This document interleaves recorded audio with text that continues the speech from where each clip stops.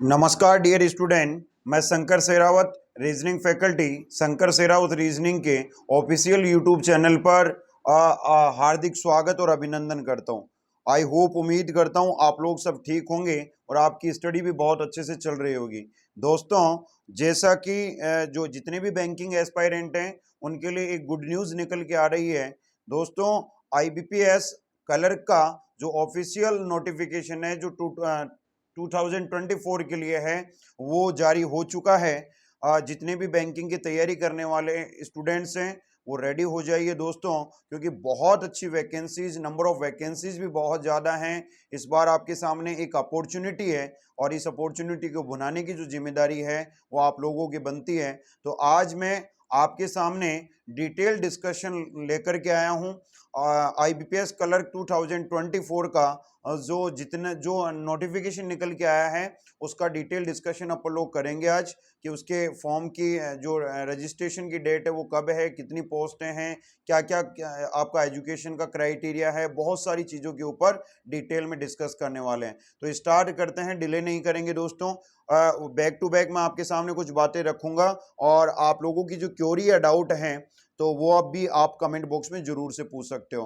तो एक ही बात बोलूंगा, जो चैनल पे नए हैं वो सब्सक्राइब जरूर से कर लेना और बेल आइकन को जरूर से आप प्रेस कर लो ताकि आने वाले वीडियोस की नोटिफिकेशन आपको मिल पाए, ठीक है। एंड अगर सेशन पसंद आता है तो बाकी स्टूडेंटों तक भी इसको पहुंचाइएगा दोस्त, ठीक है। चलिए स्टार्ट करते हैं आज का सेशन। और सेशन के अंदर बात हो रही है दोस्तों, जैसा कि आपके सामने फर्स्ट पेज जो मैं आपके सामने लेकर के आया हूँ उसमें साफ साफ ऊपर लिखा हुआ है IBPS clerk 2024 official notification out, confirm है। तो सबसे पहले जो बात यहाँ पे मेन मुद्दे की बात है वो बात है दोस्त नंबर ऑफ वैकेंसीज की। दोस्तों, इस बार टोटल नंबर ऑफ वैकेंसीज जो यहाँ पे बताई जा रही हैं वो 6128 वैकेंसियां हैं। अभी भी उसके आगे देखिए, कुछ बैंक ऐसे हैं जिन्होंने अपनी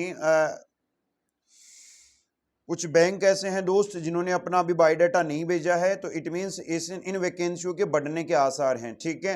कम से कम 5 बैंक, नीचे लिखा हुआ है 5 बैंक ऐसे हैं जिन्होंने अभी नॉट रिपोर्टेड कैटेगरी में रखा गया है। इसका मतलब है कि 5 बैंकों ने अभी अपने जो रिकमेंडेशन है वो भेजी नहीं है। तो यहाँ पे लिखा हुआ है NR vacancy not reported till now, confirm है। तो आगे ये वैकेंसियां जो है, अगर ये 5 बैंक अपना ऑफिशियल नोटिफिकेशन या जो जितने भी रिक्वायरमेंट है उनको लेकर के कुछ बातें या जितनी भी नंबर ऑफ वैकेंसीज की जरूरत है मेरे दोस्त, उनको लेकर के अगर वो वैकेंसियां बढ़ाने की बात करेंगे तो कम से कम मैं मान के चलता हूं कि यहाँ पे ये जो वैकेंसियां हैं वो 7000 के अबव जाने वाली हैं, ठीक है। तो बात करते हैं इसके आगे। पोस्ट नेम यहाँ पे क्लर्क की है दोस्त। वैकेंसी जो है वो 6128 पोस्टें दे रखी हैं। पार्टिसिपेटिंग जो बैंक्स हैं जो इनके अंदर इस IBPS क्लर्क के अंदर जो पार्टिसिपेट बैंक कर रहे हैं वो 11 बैंक हैं। 6 बैंकों ने अपने नोटिफिकेशन जो रिपोर्टेड फाइल्स हैं वो IBPS को भेज दी हैं। 5 बैंकों ने अभी अभी जो अपनी रिक्वायरमेंट है वो अभी भेजी नहीं है।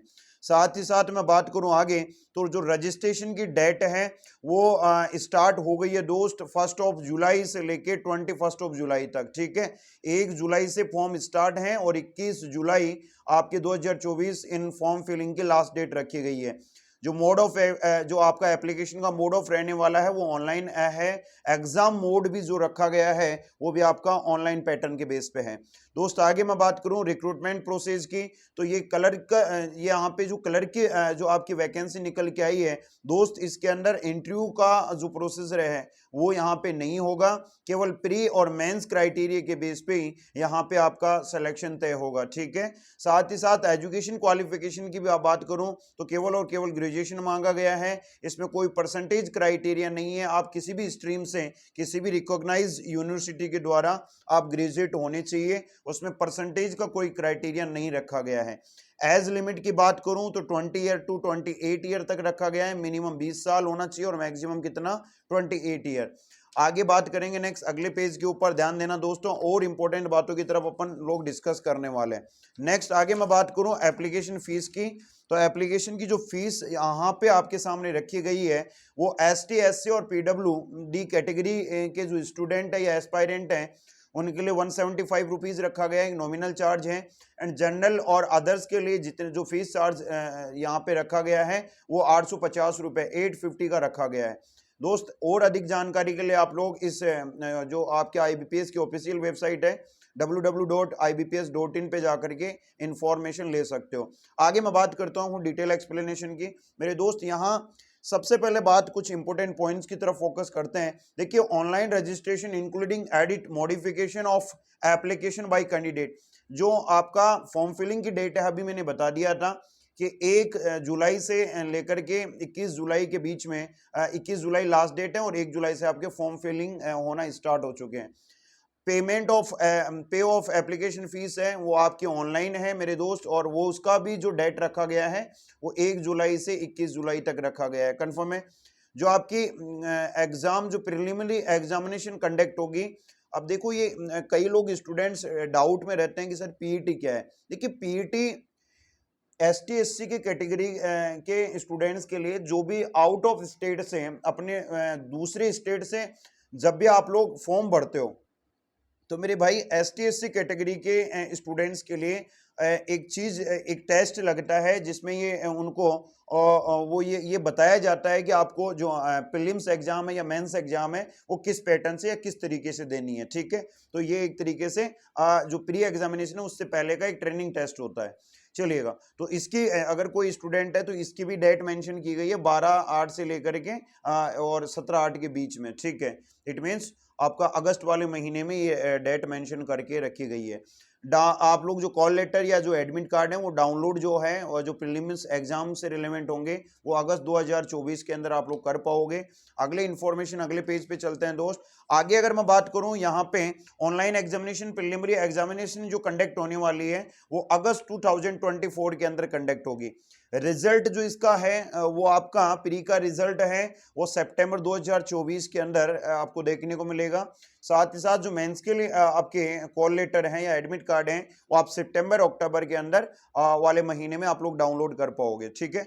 ऑनलाइन एग्जामिनेशन के अंदर आपके जो मेंस एग्जाम है मेरे दोस्त वो आपकी अक्टूबर 2024 के अंदर कंडक्ट होगी, और जो अलॉटमेंट है आपका अलॉटमेंट जो भी है वो हो जाएगा आपका अप्रैल 2025 तक, कंफर्म है। तो दोस्तों, जो भी ये मान के चलो कि इंटरव्यू के फेज से घबराते हैं तो ये मान के चलो कि ये बेस्ट अपॉर्चुनिटी है, क्योंकि आपको केवल 2 फेज से गुजरना है और आप लोग एक अच्छी रेपुटेड जॉब ले पाओगे।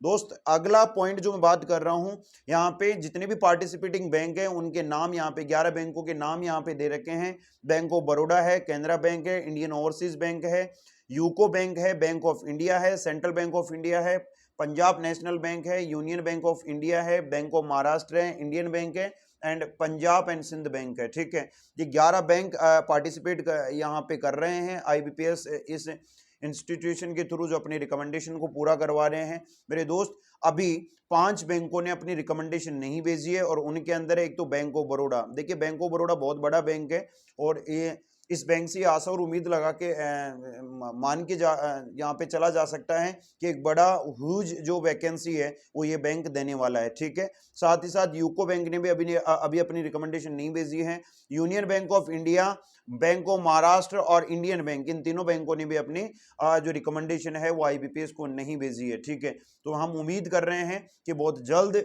ये जो बाकी के रिमेनिंग 5 बैंक हैं ये भी अपना रिकमेंडेशन IBPS को भेजेंगे और नंबर ऑफ वैकेंसीज के अंदर इंक्रीमेंट होने की पूरी पॉसिबिलिटी है दोस्त। आगे बढ़ते हैं नेक्स्ट। आगे मैं बात करूं मेरे दोस्त, देखिए मैं आगे कुछ कंपैरिजन कर रहा हूँ। यहाँ पे हेडिंग के तौर पे लिखा हुआ है कि you can also check the year wise vacancy comparison from 2019 to 2024 तक।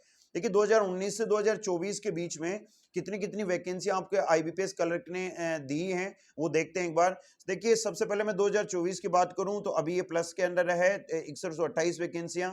2023 में ये 4545 वैकेंसियां थी। इसका मतलब है कि पिछले साल के मुकाबले अभी इस बार लगभग 1600 के आसपास में वैकेंसियां बढ़ के आई हैं दोस्त, कंफर्म है। अप्रोक्सीमेटली 1600 वैकेंसी ज्यादा हैं। उससे पिछले 2022 की बात करूं तो वहां 6035 वैकेंसियां थी, उसके बाद में डिडक्ट हुई थी, 23 में कम हुई। उससे पहले थी वो 7855 वैकेंसी आई थी 2021 में। 2020 में ये 2557 पे निपट गई थी। अचानक से एक बूम आया, जंप करा इसने और वैकेंसी इंक्रीज हुई। साथ ही साथ अगर 2019 की बात आता हूं, देखिए दोस्त बहुत बड़ा, देखिए कोविड का टाइम भी था ये 2020 के अंदर, उस टाइम पे कोविड टाइम ड्यूरेशन भी था, तो ये भी एक इफेक्टिव रोल में था। 2019 के अंदर ये 12,075 वैकेंसी थी। अब आप खुद सोच लो कि यार हर साल वैकेंसी डिक्रीज होती जा रही थी, ठीक है, यहाँ डिक्रीज हुई, फिर यहाँ इंक्रीज हुई, फिर डिक्रीज हुई, फिर डिक्रीज, और इस बार फिर से क्या हो रही है, इंक्रीज हो रही हैं। तो आप कंपेयर करके चल सकते हो कि आपके सामने नंबर ऑफ वैकेंसीज किस किस साल में कितनी कितनी है। तो एक बहुत बेहतरीन अपॉर्चुनिटी है दोस्तों आपके सामने कि आप लोग एक अच्छे बैंकर बन करके निकल सकते हो, ठीक है। आगे चलता हूं, मैं स्टेट वाइज वैकेंसीज की कंपेरिजन करता हूं कि किस यहाँ पे कि किस किस स्टेट के अंदर कितनी कितनी वैकेंसियां रखी गई हैं। ध्यान रखना ये ऑथेंटिक नहीं है, ये प्रीलिम्स के बेस पे नहीं है मेरे दोस्त। ये वैकेंसियां हैं, वो आप लोग अपने स्टेट का आप लोग देख सकते हो। क्लियर है क्या? अंडमान एंड निकोबार के अंदर एक वैकेंसी है, तो मैं हाईलाइट बड़ी बड़ी वैकेंसी करता हूं जिसके अंदर अच्छी खासी पोस्टें दे रखी हैं। देखिए आंध्र प्रदेश के अंदर 105 है, साथ ही साथ बिहार के अंदर 237 पोस्टें दे रखी हैं। छत्तीसगढ़ के अंदर, छत्तीसगढ़ में 119 है, 119 है। साथ ही साथ दिल्ली के अंदर 268 है, गुजरात के अंदर 236 हैं, हिमाचल प्रदेश में 67 है। साथ ही साथ इधर मैं देखूं तो कर्नाटका में भी बहुत अच्छी खासी वैकेंसियां हैं, 457 है। साथ ही साथ मध्य प्रदेश में, अब ये मान के चलो, मध्य प्रदेश और महाराष्ट्र, मध्य प्रदेश में है 354 एंड महाराष्ट्र के अंदर 590 यहाँ पे वैकेंसीज हैं। साथ ही साथ आगे और अगर मैं अदर स्टेट्स की बात करता हूं तो मेरे दोस्त नेक्स्ट बात करते हैं। इधर देखिए ओडिशा के अंदर भी ठीक वैकेंसी है 107, पंजाब के अंदर 404 हैं, राजस्थान में 205 वैकेंसीज यहाँ पे आपकी जनरेट पोस्ट जनरेट करके रखी गई हैं, एंड तमिलनाडु में 665 हैं, एंड आपकी उत्तर प्रदेश, ध्यान दीजिएगा उत्तर प्रदेश में बहुत अच्छी खासी वैकेंसी है, लार्ज स्केल पे वैकेंसी है मेरे भाई, 1246 वैकेंसियों का दूर यहाँ पे रखा गया है, कंफर्म है। एंड वेस्ट बंगाल के अंदर भी 331 है यहाँ पे। तो इस तरीके से कुल मिलाकर के आपके इन टोटल स्टेट को मिलाकर के 6128 वैकेंसियों का एक ब्यौरा आपके सामने रखा गया है। क्लियर है? नेक्स्ट बढ़ते हैं दोस्त। उम्मीद करता हूं आप लोगों को ये सारी इंफॉर्मेशन समझ में आ रही होगी। एंड आगे देखिए, आगे अगर बात करें तो दोस्त आईबीपीएस क्लर्क सैलरी स्ट्रक्चर की बात की जाए, देखिए बहुत सारे स्टूडेंट्स की क्योरीज आती रहती है कि सर पे स्केल क्या रहने वाला है, कि एक मोटिवेशन मिले कि सैलरी कितनी क्या रहने वाली है। तो ये मान के चलो दोस्त, बहुत अच्छा पे स्केल है। बेसिक पे स्केल है वो आपका 19,900 से शुरुआत हो जाएगी, एंड जो कन्वेंस अलाउंसेज है वो 757 रुपए के आसपास में बनेगा। डीएनएस अलाउंसेज है वो 5,209 रुपए के आसपास का बनेगा। एसपीएल और डीए वगैरह जो मिलके हैं वो 4,118 रुपए का बनेगा। एचआरए हाउस रेंट वगैरह का जो है वो 2,000 के आसपास में बनेगा, एंड टोटल मिलाकर के लगभग आपका 32,000 के आसपास का पे स्केल बनने वाला है, ठीक है। जो ग्रोस सैलरी बनने वाली है वो आपका 32,000 के आसपास में। तो एक बात याद रखिएगा दोस्तों, बहुत अच्छा वैकेंसी है। मान के चलो आप एक एस्पायरेंट हो, एक स्टूडेंट जोन से सीधा निकल के अगर 32,000 के आसपास की सैलरी के पास में पहुंच रहे हो, और बहुत अच्छी जॉब है, बहुत अच्छी पोस्ट है, ये मान के चलो कि अगर आपने इन वैकेंसियों को निकाल लिया तो ये मान के चलना दोस्तों कि आपके सामने आपकी लाइफ को एक बहुत बेहतर डायरेक्शन मिल जाएगी, ठीक है। आगे बढ़ते हैं। नेक्स्ट आगे मैं बात करूंगा दोस्त कुछ जो एजुकेशन जो क्राइटेरिया है, क्वालिफिकेशंस की बात करूंगा। तो सबसे पहले बात करता हूं एज क्राइटेरिया की। दोस्त एज क्राइटेरिया को लेकर किसने बोला है? एज ऑन 1/7/2024, 1/7/2024 तक इसकी मिनिमम एज है वो 20 साल हो जानी चाहिए, और मैक्सिमम एज कितनी? 28 ईयर। मेरे भाई लिखा हुआ भी है कि candidate must have been born not earlier than 2/7/1996 and not great later than 1/7/2004। इसका मतलब ये है कि 1996 के पहले का जन्म, उसके पहले का जन्म वाला अलाउ नहीं होगा, क्योंकि वो एज क्राइटेरिया को फुलफिल, और इसके बाद में उसका जन्म नहीं होना चाहिए। क्लियर है क्या? तो इसने मिनिमम और मैक्सिमम की, देखिए ये इसने बाउंडेशन कर दी है, ठीक है। इसने बोला है मिनिमम 20 और मैक्सिमम कितनी? 28। उसके बाद में एज रिलैक्सेशन जो सरकार के पॉलिसी के अकॉर्डिंग जनरेट किया जाता है, एसटी एससी के लिए 5 साल का आपका एज रिलैक्सेशन है। ओबीसी का जो कैंडिडेट है ओबीसी के जितने भी कैंडिडेट हैं उनके लिए 3 साल का रखा गया। और पीडब्ल्यूडी का मतलब होता है पर्सन विथ जो डिसेबिलिटी वाले जो जितने भी कैंडिडेट हैं उनको 10 साल का एज रिलैक्सेशन मिलने वाला है, ठीक है। चलिए, आई होप ये डाउट्स आपकी क्लियर हो गई होगी एज से जो रिलेवेंट थी। नेक्स्ट अगले पेज पे बढ़ते हैं। अगले पेज पे एजुकेशन क्वालिफिकेशन दे रखा है दोस्त। अगले पेज पे एजुकेशनल क्वालिफिकेशन दे रखा है। इसने भी ये डेट जो मेंशन करी है वो करी है 21/7/2024 तक मेरे भाई। इसने बोला है कि graduation any discipline any stream, confirm है क्या? तो देखो परसेंटेज का कोई क्राइटेरिया नहीं रखा गया है, नो परसेंटेज क्राइटेरिया है, नो परसेंटेज क्राइटेरिया है। साथ ही साथ आप किसी भी जो रिकॉग्नाइज यूनिवर्सिटी है उससे आप किसी भी स्ट्रीम से ग्रेजुएट होनी चाहिए, ठीक है। अब एक पॉइंट आता है कि सर ये कंप्यूटर लिटरेसी क्या है। देखिए कंप्यूटर लिटरेसी का अंदर एक इसने नोटिफिकेशन में एक चीज मेंशन कर रखी है कि आपको इस आईबीपीएस कलर का फॉर्म फिलिंग के लिए आपके लिए क्राइटेरिया मांगा है कि आपको कंप्यूटर का बेसिक नॉलेज होना चाहिए। यार वैसे भी आज के इस 21वीं सदी के टाइम के अंदर बिना कंप्यूटर के, क्योंकि जो सारी एग्जामिनेशन ऑनलाइन है, पूरा बैंकिंग का जो सेगमेंट है, जो काम है वो ऑनलाइन चलने वाला है, तो ये आईबीपीएस ये मान के चलता है कि उसको कंप्यूटर ऑपरेट करना तो बिल्कुल जरूर से एक एस्पायरेंट को आता होगा, ठीक है। चलिएगा, तो आपके पास में आरआईसी जो आरआईसीएटी का डिप्लोमा है वो एक बेसिक कोई भी ऐसा कोई कंप्यूटर का नॉलेज आपको होना चाहिए, ठीक है दोस्त। तो वो चाहे किसी स्पेसिफिक स्टेट से हो, चाहे किसी दूसरे स्टेट का हो या कहीं से भी हो, ठीक है। सिलेक्शन की जो प्रोसेस है वो यहाँ पे आपके सामने 2 फेज में रखी गई है। प्रीलिम्स जो प्रीलिम्स की एग्जाम होगी वो, और उसके बाद में मेंस एग्जाम होगी, ठीक है दोस्तों। आगे बढ़ते हैं नेक्स्ट अगले पेज के ऊपर, ध्यान दीजिएगा। अगर अगले पेज की मैं बात करूं तो अगले पेज पे मेरे दोस्त यहाँ पे सिलेबस के डिस्कशंस की जो है वो किया गया है कि क्या क्या पैटर्न रहने वाला है एग्जाम का। दोस्तों यहाँ पे जो प्रिलिमिनरी एग्जाम्स हैं कंडक्ट होने वाली है उसमें आपके 3 सब्जेक्ट देखने को मिलेंगे। इंग्लिश 30 क्वेश्चन 30 मार्क्स के होंगे। न्यूमेरिकल एबिलिटी मतलब जो मैथमेटिक्स है, क्वांटिटिव एप्टीट्यूड है, वो आपका 35 क्वेश्चन 35 मार्क्स का होगा। साथ ही साथ रीजनिंग एबिलिटी भी 35 क्वेश्चन 35 मार्क्स। ध्यान रखना यहाँ पे आपका सेक्शनल टाइम जरूर से दे रखा है, सेक्शनल टाइम भी है 20-20 मिनट का, और सेक्शनल आपकी जो कट ऑफ है वो भी आपको क्लियर करनी पड़ेगी, ठीक है। इस तरीके से टोटल नंबर ऑफ क्वेश्चंस की जो संख्या होगी वो 100 होगी, एंड टोटल मार्क्स भी कितने होंगे 100।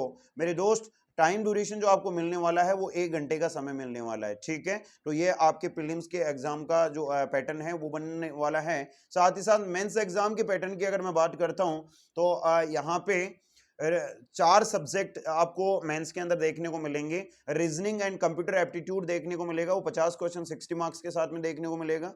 इंग्लिश जो सब्जेक्ट है वो 40 क्वेश्चन 40 मार्क्स के, and quantitative aptitude it means mathematics या मेंटल एबिलिटी जो आपकी न्यूमेरिकल एबिलिटी है उसके 50 क्वेश्चन 50 मार्क्स के देखने को मिलेंगे। And general finance awareness banking and current affairs का जो पार्ट है वो 50 क्वेश्चन 50 मार्क्स के। इस तरीके से टोटल नंबर ऑफ क्वेश्चंस मेरे दोस्त एक 190 बनेंगे, और टोटल मार्क्स कितने बनते हैं 200। देखिए पैटर्न ये रहता है मेंस का कि कोई कुछ क्वेश्चंस 2 नंबर के रख देता है, कुछ क्वेश्चन 1-1 नंबर के रखता है, ठीक है। तो इस तरीके से एक क्राइटेरिया बनता है। साथ ही साथ जो टाइम ड्यूरेशन बनता है वो 45 35 45 और 35 मिनट का बनता है। टोटल 160 मिनट का टाइम ड्यूरेशन आपके सामने बन के आने वाला है। तो उम्मीद करूंगा ये मेंस का जो क्राइटेरिया है वो भी आपके समझ में आ गया होगा।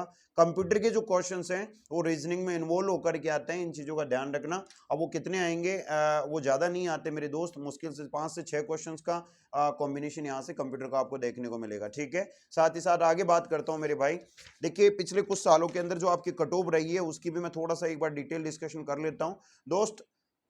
सेफ जोन की बात करूं तो मान के चलना कि आप किसी भी स्टेट से बिलोंग करते हो, मैं ये मान के चल रहा हूं कि जो प्री का कट ऑफ रहने वाला है तो आप सेफ अटेम्प्ट सेफ जोन मान के चलना। जो जनरल कैटेगरी के स्टूडेंट हैं वो 100 में से अगर आपके 80 आप क्रॉस कर रहे हो या 80 के आसपास में आप लोग हो तो ये मान के चलो आपका प्रीलिम्स एग्जाम क्लियर हो जाएगा, ठीक है। ये इतना मान के चलो दोस्त, क्योंकि देखो आप 2023 की प्रीलिम्स की जो कट ऑफ है वो कुछ स्टेटों की मैं बात करूंगा। जे&के की देखिए 85.25 दे रखा है, ओडिशा के 86.5 दे रखा है। तो ये वो स्टेट है मेरे भाई जिनमें कट ऑफ 85 80 के अबव हुआ है, कंफर्म है। तो मैं ये मान के चलता हूँ, बट हर साल जो आपकी कट ऑफ है वो नंबर ऑफ वैकेंसीज के बेस पे या फिर जितनी भी एस्पायरेंट जो एप्लीकेशन आपके आते हैं उनके बेस पे फ्लक्चुएट करता है, ठीक है। तो ये मान के चलिएगा आप 80 के आसपास में अगर अटेम्प्ट रखते हो, अटेम्प्ट नहीं रखना, आपके अगर 80 के मार्क्स आसपास में आपके मार्क्स आ रहे हैं तो आप ये मान के चलो प्री आप लोग क्वालिफाई कर जाओगे। साथ ही साथ मेंस की अगर मैं बात करूं तो मेरे भाई मेंस के अंदर ध्यान रखना लगभग लगभग आपका आपका अगर मैं बात करूं तो ये मान के चलना कि 50% भी नहीं जाता दोस्त, ठीक है, 50% नहीं जाता है, ठीक है। तो आपका जो आसपास का 50% का फिर भी क्राइटेरिया लेके चलना, जितना भी पेपर बनेगा उसका 50%, ठीक है। सिलेबस की बात करता हूं मैं, तो मेरे भाई रीजनिंग के सब्जेक्ट की बात करूंगा मैं।